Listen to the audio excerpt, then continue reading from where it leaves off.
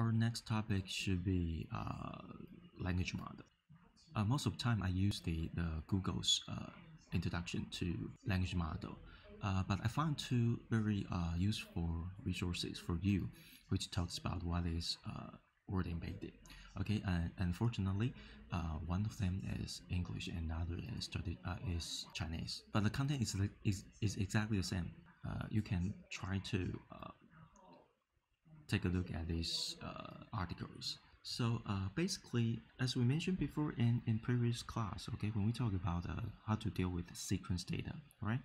Sequence data has different types of sequence, okay? For example, it's simply just a sequence, ABC, okay, it is a sequence. But we mentioned it before, it is not quite useful to use a neural network if you do not do any preprocessing, okay?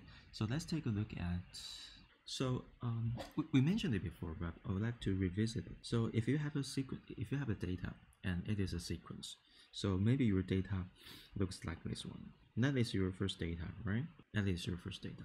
But how do you transform your data, especially text-based, to a table?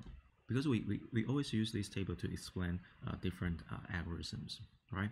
So how do you transform your text-based data to a numeric data? We have two very not useful approaches, okay? One is index, pos.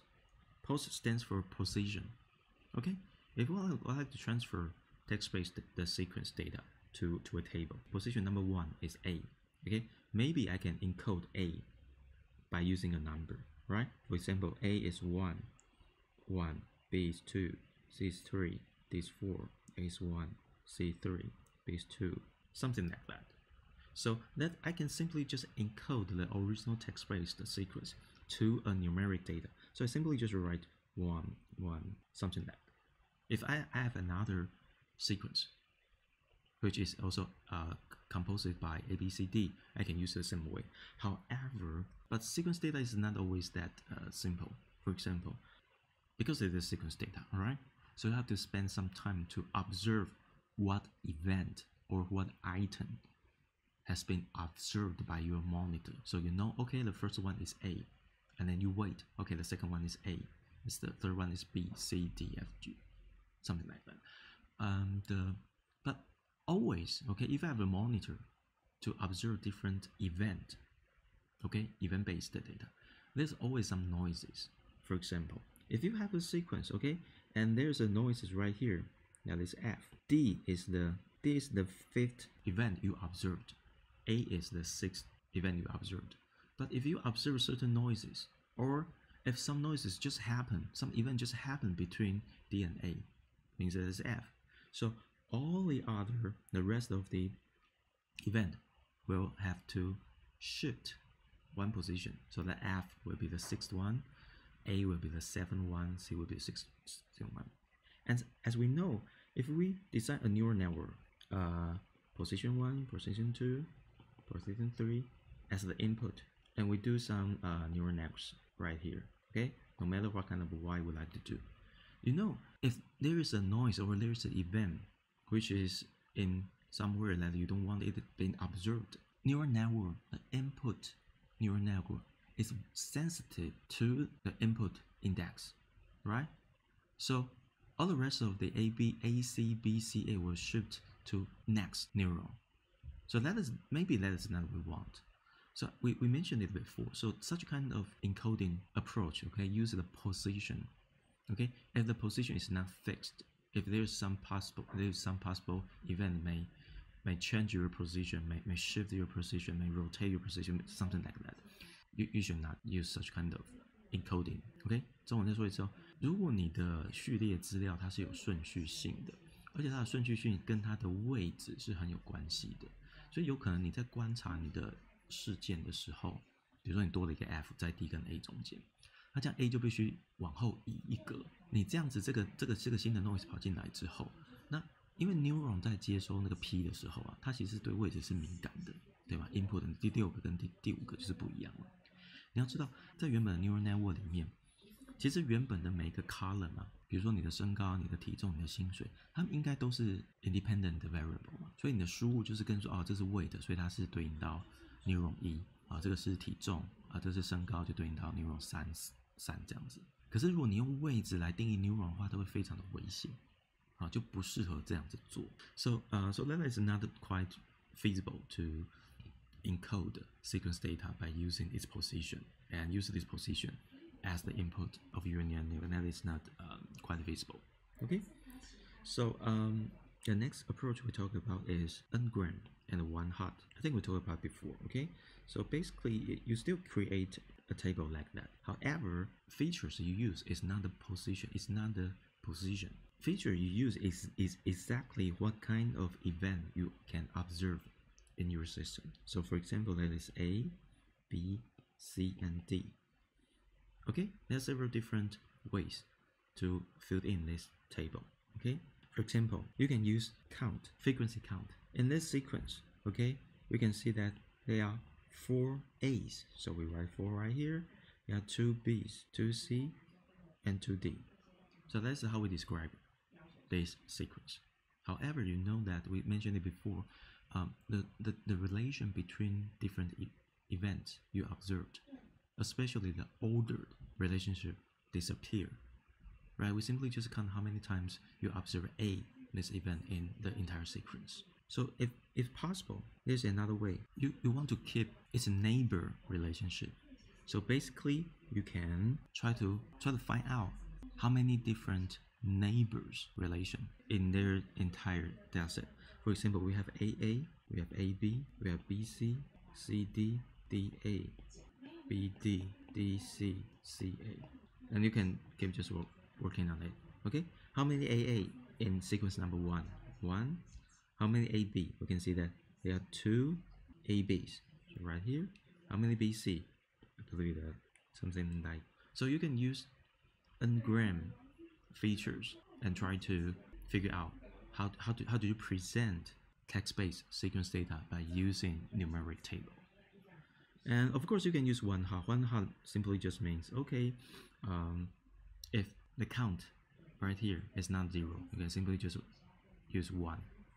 1 means this observation exists in the original sequence data. So you can for example, we can find another one, A, B, D, C, right?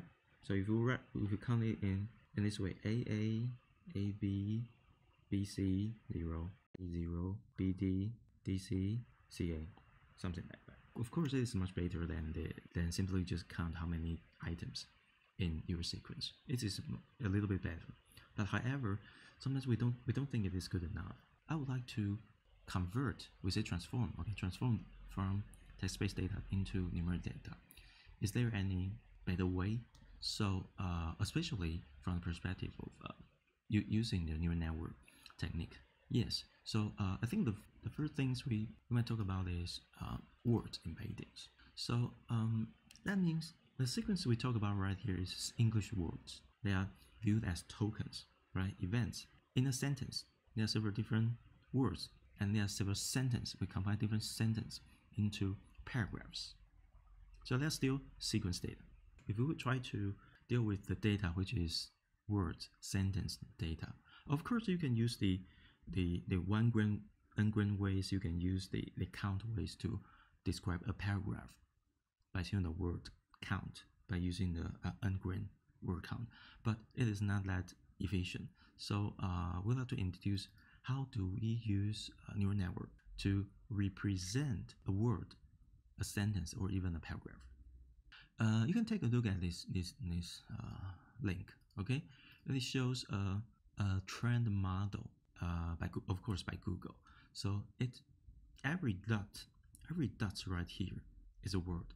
Okay, of course this word should be in a very high dimensional length space.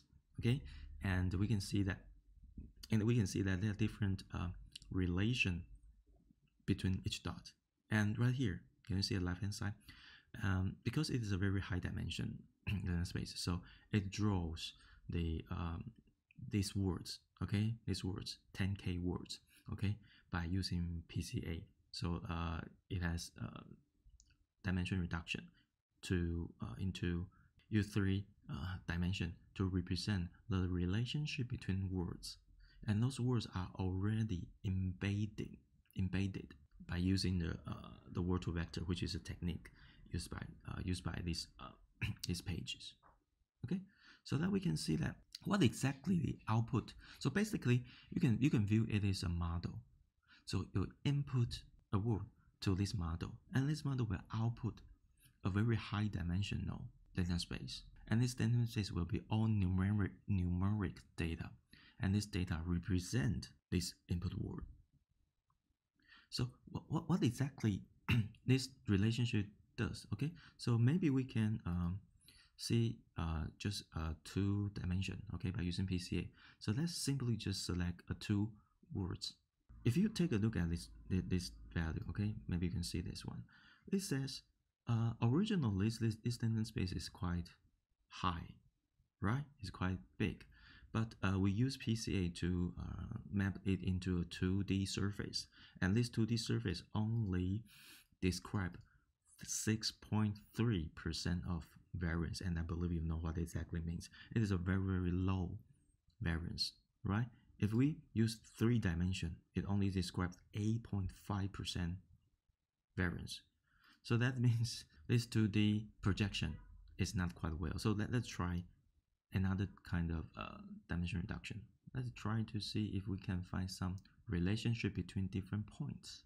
That's okay. We can stop. We can pause it anytime right here. Okay. So we can see that it is a 3D projection. Okay. So maybe we can select 2 of them. I think that is a good example, right?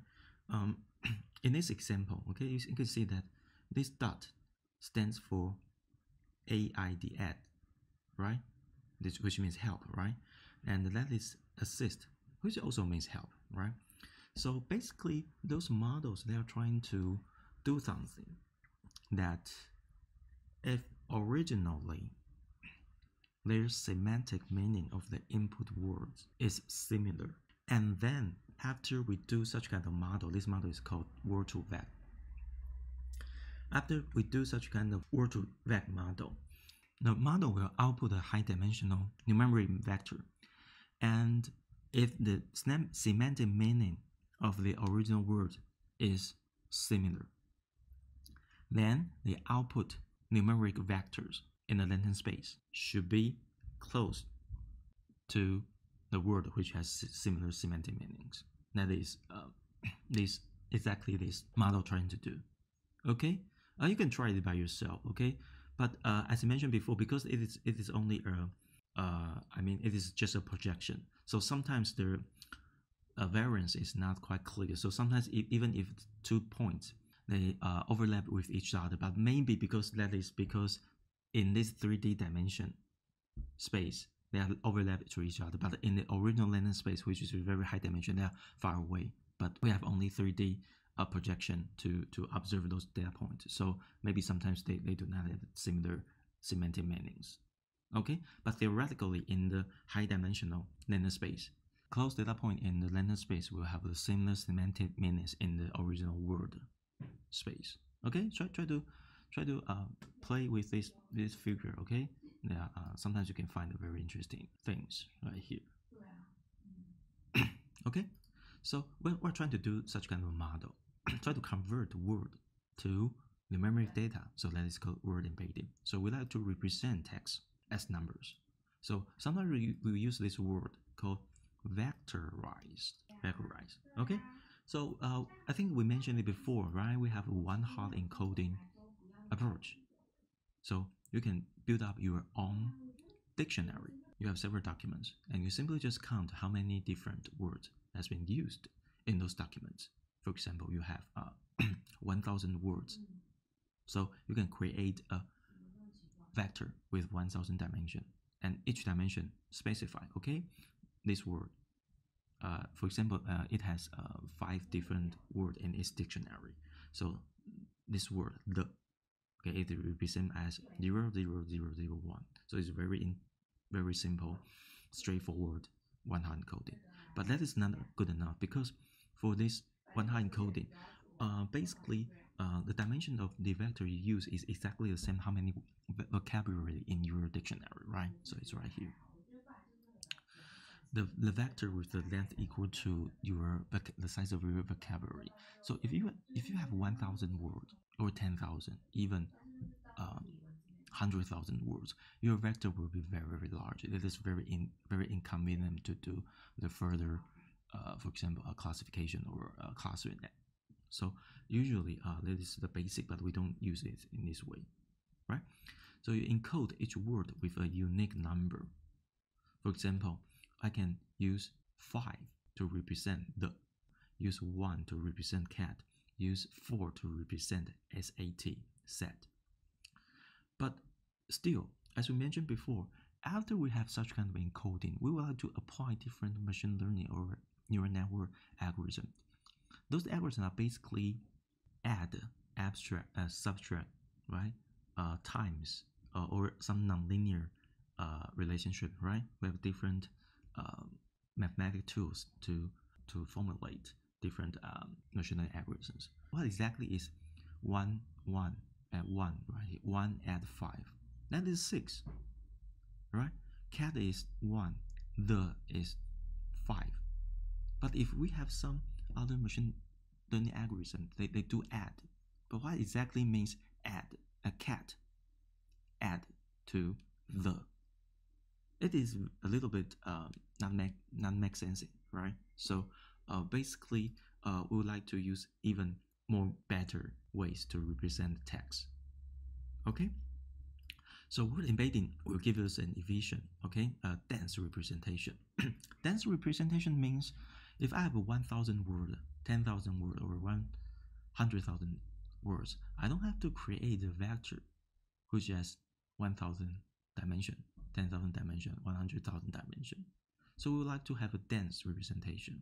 Okay, so that is the important things. Similar words have similar encoding in the latent space. So maybe we have such kind of four-dimensional embedding, such like this. Cat represent as 4 numeric numbers, 1.2 minus 0.1, something like that. But however, how do we create such kind of embedding matrix so that we know cat equals to this specific embedding? Okay, so here, of course, Google provide some example code right here, so that you can download a dataset from IMDb. IMDb is a movie comment database, so we have a lot of different words used in these comments, right?